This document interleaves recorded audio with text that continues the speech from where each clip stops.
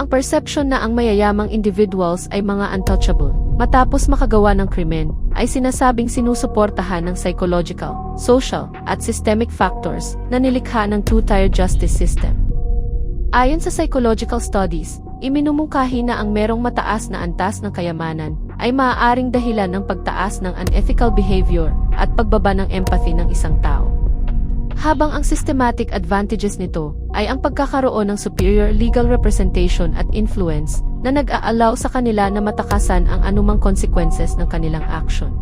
Meron din tinuturong psychological factors ang pagiging sobrang yaman, tulad ng sinasabing pagiging selfish o makasarili. Ayon sa pag-aaral, ang higher social class ay maaaring malink sa pagkakaroon ng inward focus o selfish mindset. Sila ay maaaring makaramdam ng less compassion para sa ibang tao, na maaaring humantong sa higher propensity na manggaya, magsinungaling at umasa ng unethical. Ang mga privileged individual din ay maaaring mag-develop ng psychological belief na sila ay above the law. Ang iba naman ay gumagawa lamang ng mga krimen para makaramdam ng thrill at para alamin kung gaano sila ka-powerful. Ang pagkakaroon din ng pera ay nangangahulugan na kaya nilang magkaroon ng best legal teams na magaling humanap ng loopholes, kayang magmanipulate ng mga juries, at kayang patagalin ang legal proceedings, hanggang ang kaso ay i-drop o masettle. Meron din silang social and political connection sa criminal justice system na maaaring mag-lead sa leniency o magkaroon ng immunity sa prosecution. Ang kakayahan ng mayayaman na makaiwas sa hustisya ay nagbubunga ng hinanakit ng publiko na kadalasang ipinapahayag sa pamamagitan ng "eat the rich" na retorika at sa patuloy na pagtaas ng mga krimen, kung saan ang mga target ay ang mga mayayamang individual. Ang sinasabing "eat the rich" rhetoric ay isang anti-capitalist political slogan na ginagamit para ma-express ang galit tungkol sa income inequality at nagde-demand ng accountability mula sa mga wealthy elite. Dahil dito madalas nanonormalized ang economic status ng tao, na naglilikha ng kaisipan na ang mga krimen ay primarily committed ng mga mahihirap na mas nagda-divert ng attention mula sa injustices ng mga makapangyarihang tao. Kahit na sinasabing untouchable ang mga mayayaman, sila ay maaari pa rin maging accountable sa kanilang actions, tulad ng mga high-profile crime na nakakuha ng atensyon ng media at publiko. Ang mga ito ay posibleng maging banta sa kanilang financial stability. Umiiyak na tinungo ni Cristofina Amutenya ang bahay ng isang kapitbahay para ipaalam ang sinapit ng kanyang mga anak sa kamay ng asawa. Ayon pa sa ginang, ang pamilya ay nakakaranas ng pang-aabuso mula sa mister nitong si Petros Haufico. Agad na rumesponde ang mga otoridad at tinungo ang tahanan ng mag-asawa. Doon nila natagpuan ang kalunos-lunos na sitwasyon ng tatlong bata. Dalawa sa mga ito ay dineclare na dead on the scene, habang agad namang sinugod sa hospital ang nag-aagaw buhay na 13 years old na bata. Sinasabing dahil sa mabigat ang paratang ni Cristofina sa dating asawa, ito ay kinuwestiyon ng mga pulis at naging prime suspect sa karumal-dumal na krimen.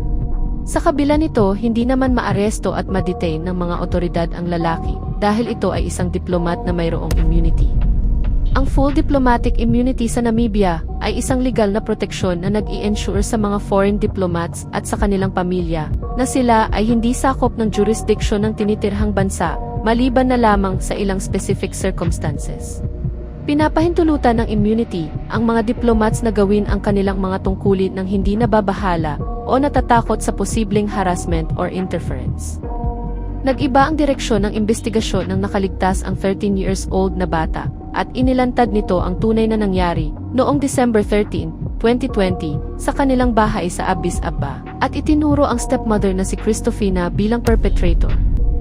Ayon sa investigasyon, ang mga biktima ay pinatay sa pamamagitan ng pagsakal. Pinatulog di umano nito ang mga bata bago isinagawa ang krimen. Ang nakakalungkot na insidente ay nangyari 6 na linggo matapos mapawalang bisa ang kanilang kasal sa Namibia at matapos ibigay ang full custody ng mga anak nito sa dating asawa. Si Cristofina Amutenya ay isang Namibian citizen na ikinasal sa isang diplomat na nagngangalang Petros Haufico. Ito ay naka-assign sa Permanent Mission of the Republic of Namibia sa Addis Ababa na nasa bansang Ethiopia bilang Commercial Trade Attaché. Sila ay kinasal noong November 26, 2010 sa Otjiwarongo. Ang Otjiwarongo ay administrative at economic center at tumatayong regional capital ng Otjozondjupa na isang region sa central north ng bansang Namibia. Ang halos 10 taong pagsasama ng mag-asawa ay biniyayaan ng dalawang supling, sina Jenna Haufico, na pinanganak noong 2011, at Jane Haufico, na pinanganak naman noong November 2017. Bago humantong ang kanilang relasyon sa hiwalayan. Inakusahan din ni Petros ang misis nitong si Amutenya na merong extramarital affair. Bago ang kanilang divorce, binigyan ng korte ng karapatan ang lalaki na kasuhan ang asawa dahil ayaw ibigay ng babae ang conjugal rights sa Mr. noong June sa kaparehong taon. Binigyan naman ng korte si Cristofina ng 21 days para maghain ng defense sa kanyang kaso. Ibinigay ni Judge Collins Parker ang order para mapawalang bisa ang kanilang kasal noong early November 2020. Pinagkaloob din ng Windhoek High Court ang full custody ng kanilang mga anak sa lalaki. Habang ang dati nitong asawa ay binigyan ng right of reasonable visit para makasama ang mga anak. Nang subukang arestuhin ng mga pulis si Cristofina, ito ay nagkulong sa isang silid sa second floor ng kanilang bahay. Tinangka din itong tumakas sa pamamagitan ng paglabas sa isang bintana. Ang ginang ay pinaghihinalaang nasa likod ng pagpaslang sa kanyang dalawang anak na sina Jenna Haufico, 9 years old, at Jane Haufico, 3 years old. Ayon sa post-mortem examination sa mga biktima, ang cause of death ng dalawang bata ay strangulation. Sinasabing tinangka din ni Amutenya na patayin ang 13 years old nitong stepson, sa kabutihang palad ang bata ay nakaligtas. Ang krimen ay sinasabing naganap noong December 13, 2020 sa kanilang tahanan sa Addis Ababa. Ito ay city capital at administrative center ng bansang Ethiopia. Ito rin ay kilala bilang economic and diplomatic hub sa Africa, dahil nandito ang African Union Headquarters at Mercato, na pinakamalaking open-air market sa Africa. Ayon kay Control Prosecutor Hans Taurob, si Amutenya ay na-detained sa kustodiya ng Ethiopian Authority dahil sa hinihinalang involvement nito sa 2 murder cases at isang attempted murder. Ngunit hindi siya nasampahan ng kaukulang kaso dahil meron itong diplomatic immunity, especially regarding sa arrest, detention, o anumang criminal prosecution, tulad ng kanyang dating asawa na isang Namibian diplomat. Dumating ang mga biktima noong December 19, 2020 sa Hosea Kutako International Airport, na siyang main international airport sa Namibia. Ito ay located sa Windhoek, na siyang capital city ng bansa. Ang mga ito ay dinala noong December 22 sa Ongha na isang village sa Ohangwena region na nasa northern part ng Namibia. Ang layo nito ay approximately 725 km mula sa syudad ng Windhoek. Ayon kay Sabine Bolk-Moller, na Acting Executive Director of International Relations and Cooperation, ang embahada ng Namibia ay kumikilos para masolusyonan ang outstanding issues. Ang ultimate aim di umano ay ang maiuwi si Cristofina Amutenya sa Namibia, sa kabila na ang dalawang bansa ay walang extradition agreement. Kinumpirma din nito na binisita ni Ambasador Emilia Mkusa si Cristofina habang ito ay nakadetain. Nag-arrange din ito para makausap ng isang Namibian psychologist ang ginang. Kumonsulta din ang pamilya ni Cristofina kay Kadhila Amuomo na isang legal practitioners para questionin ang detention ng ginang sa Ethiopia nang walang official charges na sinasampa dito. Ang babae rin ay naiulat na humarap sa Ethiopian court noong December 14, 2020 nang walang legal representation o kasamang member ng Namibian Mission. Nag-request din si Amuomo na magsagawa ng panibagong post-mortem examination sa mga biktima. Ayon kay Francois Bangamwabo, na senior partner sa FB Law Chambers, nakasaad di umano sa nationality principle ng Namibian government, maari itong mag-request para ang suspect ay ma-extradite pabalik sa Namibia para litisin. Tungkulin din umano ng gobyerno na bigyan si Cristofina ng diplomatic protection, at tanging ang Namibian government lamang ang pwedeng mag-invoke ng diplomatic protection ng akusado. Sina Jenna Haufico, 9 years old, at Jane Haufico, 3 years old, ay hinatid sa kanilang huling hantungan noong December 23 sa Ezekielo Cemetery sa Onankali, na nasa Ohangwena region, isang linggo matapos silang bawian ng buhay. Dahil sa full diplomatic immunity ni Cristofina Amutenya, walang kapangyarihan ang Ethiopian authorities na sampahan ito ng kaso at litisin. Maaaring bawiin ng Namibia ang full diplomatic immunity kung ang isang diplomatiko ay gumawa ng krimen. Ang pagsuko ng diplomatic rights ay kailangang gawin ng Executive Director of the Ministry of International Relations and Cooperation o tinatawag ding MERCO. Ang dahilan ng waiver ay kailangan explicit at walang pag-aalinlangan para makonsider na valid. Kapag ito ay nangyari, ang diplomat ay pwede nang maging subject sa legal system ng kanyang host country na maaaring humantong sa prosecution or civil lawsuits. Habang ang mga reason sa pag-waiver ng diplomatic immunity ay kadalasang dahil sa specific act, tulad ng serious crimes at commercial activities outside official duties, marami pa ring bansa ang nag-hesitate na gawin ang ganitong hakbang. Kung ang hinihiling na waiver ng host country ay tinanggihan ng kanilang bansa, ang diplomat ay pwedeng ma-expel. Ito ay maaring mapilitang bumalik sa kanyang bansa na magtatapos sa kanilang diplomatic status at future immunity sa nilisang state.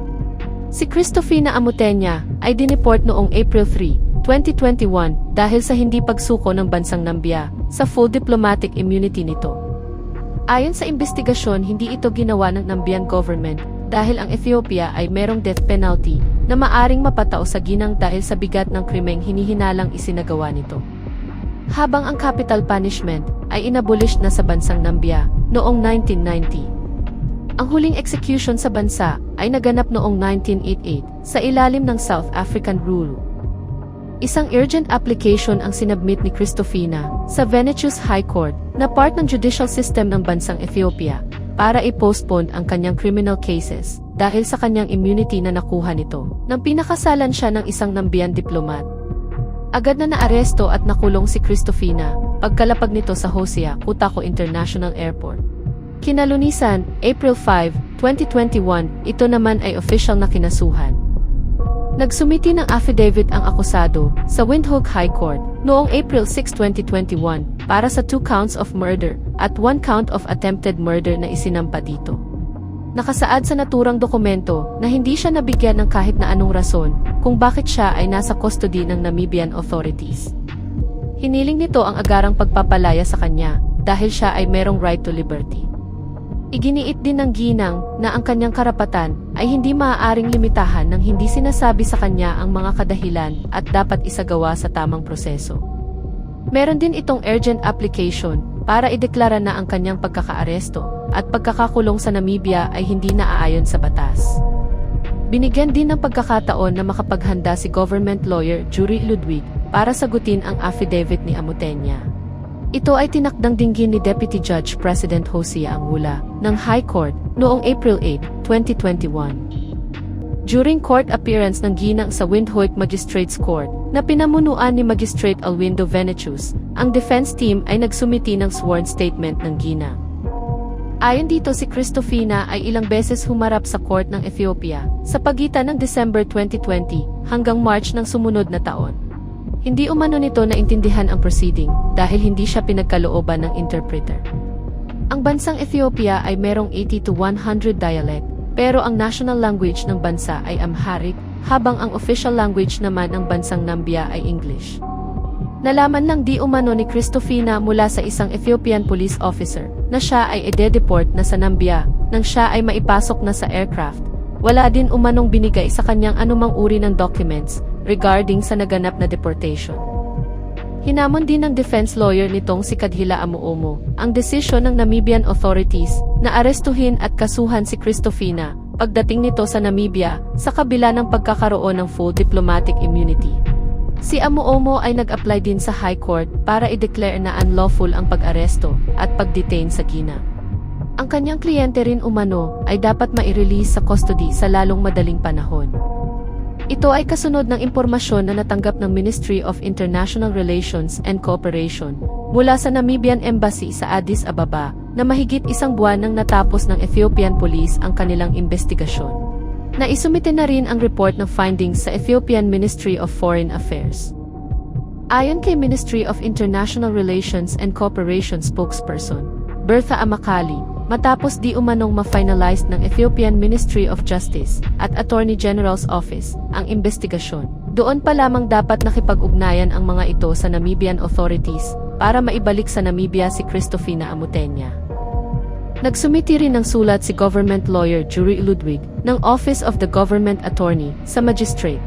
Ayon dito, napagkasunduan na ang mga criminal charges laban sa ginang ay pansamantalang babawiin ng Windhoek Magistrates Court habang hinihintay ang desisyon ng High Court tungkol sa jurisdiction at legality ng pag-aresto ng Namibia authorities kay Cristofina Amutenya. Ayon kay Prosecutor General Martha Imalwa, ang Namibian courts ay merong jurisdiction para litisin ang pinaghihinalaang child killer na si Christofina Amutenya dahil sa sinasabing pagpatay nito sa kanyang 2 anak sa Ethiopia bago matapos ang taong 2020. Binigyang diin din ni Imalwa na may prerogative ang estado na pansamantalang bawiin ang mga kaso laban sa isang akusado. Gayon din, ang mga ito ay maaaring muling isampa anumang oras, batay sa mga bagong impormasyong nakalap kapag ang estado ay nasa posisyon na para mag-prosecute. Ang hakbang ng Windhoek Magistrates Court ay sinasabing alinsunod na rin sa Section 6A ng Criminal Procedure ng bansang Namibia para mabigyan din ng pagkakataon ang mga pulis na imbestigahan ang pangyayari. Ang naturang pahayag ay binigay ni Imalwa matapos i-withdraw ng Windhoek Magistrates Court ang lahat ng charges laban sa 32 years old na si Christofina Amutenya. Inutusan din ng magistrate ang kapulisan at prosecutor general na i-release sa kanilang custody ang akusado. Ang kapalaran din umano ng kaso ay nasa kamay na ng prosecutor general. Sinabi ni Justice Minister Yvonne Dausab ng National Assembly na formal nilang hiningi ang payo ni Attorney General Mbandeka dahil kasangkot sa kaso ang domestic at international laws sapagkat ang krimen ay naganap sa Ethiopia, habang ang tinuturong suspect ay isa namang Namibian citizen. Inanunsyo ni Amo-Omo ang pagpapalaya sa ginang matapos bawiin ang mga kasong isinampa laban dito. Ayon kay Tauno Haufiko na siyang tumatayong representative ng naiwang pamilya ng mga bata, ang pamilya di umano ay nawawalan na ng pag-asa dahil sa kabila ng sakit na dulot ng pangyayari, marami pa rin silang mga katanungan na hindi pa rin nasasagot ng mga otoridad. Binanggit din nila ang Article 6 sa Chapter 3 ng Namibian Constitution, kung saan nakasaad ang karapatan sa buhay ay dapat igalang at pangalagaan. Hindi rin sila makapaniwala na ang akusado ay malayang nabubuhay at mapayapang nagtatrabaho na animoy walang ginawang kasalanan.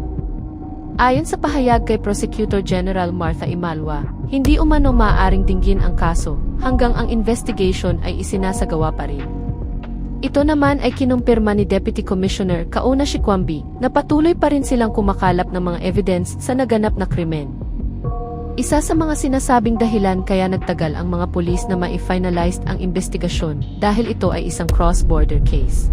Ang krimen ay naganap sa Addis Ababa na nasa bansang Ethiopia, habang ang tinuturong akusado naman ay citizen ng Nambia na officially known bilang Republic of Namibia. Ito ay isang independent nation na located sa Southern Africa. Gayunpaman, sinabi ng pamilya ng mga biktima na hindi nila kayang magpatawad at makalimot dahil sariwa pa ang mga sugat na nilikha ng krimen. Hindi rin sila makapaniwala na ang kaso ay parang hindi sineseryoso ng mga otoridad. Kahit di umano merong nakasampang kaso ng abortion sa babae na sinasabing illegal at non-bailable case sa bansang Namibia, ang babae di umano ay living evidence na ang batas sa dalawang bansa ay may kinikilingan. Samantalang ayon naman kay Sabine Bolkemoller na isang ambasador sa The International Relations Ministry, ang kasong abortion ay nasa kamay na ng Namibia's prosecuting authorities. Patuloy pa rin ang pag-question ng mga apektadong miyembro ng pamilya ng mga biktima sa mga legal loopholes na nagpapahintulot kay Amutenya na patuloy na maging malaya. Sinasabing noong December 16, 2022, muling naranasan ng kaisa-isang survivor ang trauma nang makasabay nito sa Bole International Airport sa Addis Ababa si Amutenya, ang babaeng nagtangka sa kanyang buhay, noong December 2020.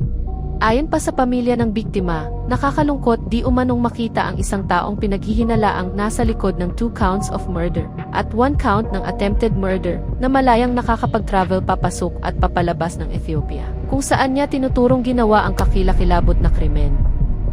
Ang binatilyo din ay kinailangang sumailalim sa counseling at therapy sa kabuuan ng December holiday nito sa Ethiopia.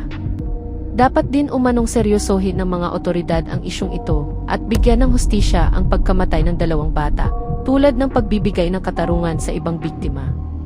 Ayon pa sa pamilya, habang nahihirapan pa silang maunawaan ang sinapit ng 2 bata, si Amutenya, sa pamamagitan ng kanyang abogado, ay nakikipaglaban na para sa mga ari-arian ng kanyang dating asawa. Gusto di umano ni Amutenya na makuha ang lahat ng gamit, tulad ng mga kutsara, kutsilyo, kaserola at iba pa.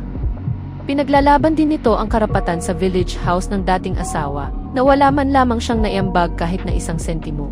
Mas binigyan din umano ng babae ng halaga ang mga kasangkapan, kaysa sa buhay ng sarili nitong mga anak. Wala din umanong intensyon o interest ang dati nitong asawa na itago ang mga personal na gamit ni Amutenya. Sa katunayan, ito pa di umano ang nag-request na kunin na ng ginang ang mga gamit noon pang 2021. Lahat din umano ng mga involved na government authorities ay na-informed sa request ng lalaki, pero hindi naman sumisipot ang babae. Ayon pa dito, sinabihan niya ang dating asawa, hindi lamang isang beses, na kunin na nito ang mga gamit na nakasaad sa annexure na sinumiti nito sa korte, tulad ng mga higaan, sofas, at power generators. Nag-organized pa si Petros, kasama ang pamilya, at ilang officer para ito mangyari, pero nag-cancel naman si Amutenya sa huling minuto.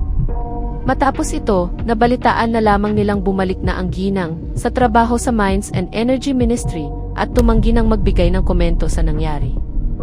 Noong November 14, 2022, ipinabatid ni Attorney Kadhila Amuomo, alinsunod na rin sa mga instructions ni Amutenya, na ito ay umaasa na makakatanggap ng kalahati ng total equivalent value ng kanilang immovable property. Inaasahan din nitong makakakuha ng reasonable compensation sa kanilang properties na located sa Ongha Village, ganun din sa kanilang joint estate sa Amarok, Baki. Ang Namibian Police ay patuloy pa rin sa ginagawang investigation sa mga kaso laban kay Christofina Amutenya. Kinumpirma rin ni Nampo spokesperson Kauna Shikwambi na ito ay pinag-utos ni Prosecutor General Martha Imalwa. Ang pagbibigay din umano ng detalye sa publiko ay premature pa, ayon kay Moritz Norres na Rusep, na siyang Police Head of Criminal Investigations. Ayon sa pinakabagong available information, walang active criminal case na may specific trackable number ang kaso ni Christofina Amutenya. Ibig sabihin wala itong active o ongoing court case number para sa public reference o para sa anumang official information tungkol sa potential future legal actions o updates. Kinakailangang kumonsulta sa official Namibian legal sources tulad ng Department of Justice ng Namibia o ng tanggapan ng Prosecutor General para malaman ang anumang detalye tungkol sa kaso. Ayon kay Namibian Police Spokesperson Deputy Commissioner Kauna Shikwambi, ang investigasyon sa karumal-dumal na krimen ay malapit nang matapos at ang findings ay isusumiti sa Prosecutor General. Pinabulaanan din nito na walang jurisdiction ang Namibian Police sa kaso dahil ito ay nangyari sa foreign country. Na-enjoy di umano ni Christofina Amutenya ang diplomatic status at ang kaakibat nitong immunity ayon kay Justice Ministry Executive Director Gladys Pickering. Dahil ang krimen din umano ay naganap sa Namibian diplomatic residence at ang mga biktima ay Namibian children, ang ginang di umano ay maaaring ma-prosecute sa Namibia kung merong sufficient evidence na makukuha sa Ethiopia. Nakikipagtulungan din umano ang Interpol National Central Bureau sa Windhoek na ma-facilitate ang investigation ng kanilang counterparts sa Addis Ababa. Simula Enero 2024, si Amutenya ay nakalaya na at muling nagtrabaho sa Ministry of Mines and Energy, isang sitwasyon na nagdulot ng pagkabahala sa pamilya ng mga yumaong bata. Ang kaso din nito ay nananatiling nakabinbin, simula nang ito ay pansamantalang bawiin ng Windhoek High Court. Ang kaso ay legally complex dahil ang mga krimen ay naganap sa Ethiopia, habang ang suspect ay nasa Namibia. Ayon sa mga ulat, hinihintay ng Prosecutor General ang mga evidence at reports galing sa Ethiopian authorities upang magpatuloy ang trial. Ang ama ng mga biktima na si Petros Haufiko ay nag-express ng kanyang frustration dahil sa pagkaantala ng hustisya. Humingi din ito ng mga protection orders laban sa kanyang dating asawa na sinasabing patuloy na nagdudulot sa kanya ng distress. Ang kaso din ay patuloy na kinukonsider bilang open case, pero hindi dinidinig dahil sa provisional withdrawal ng mga charges sa sinasabing pagpatay ni Christofina Amutenya sa kanyang sariling mga anak.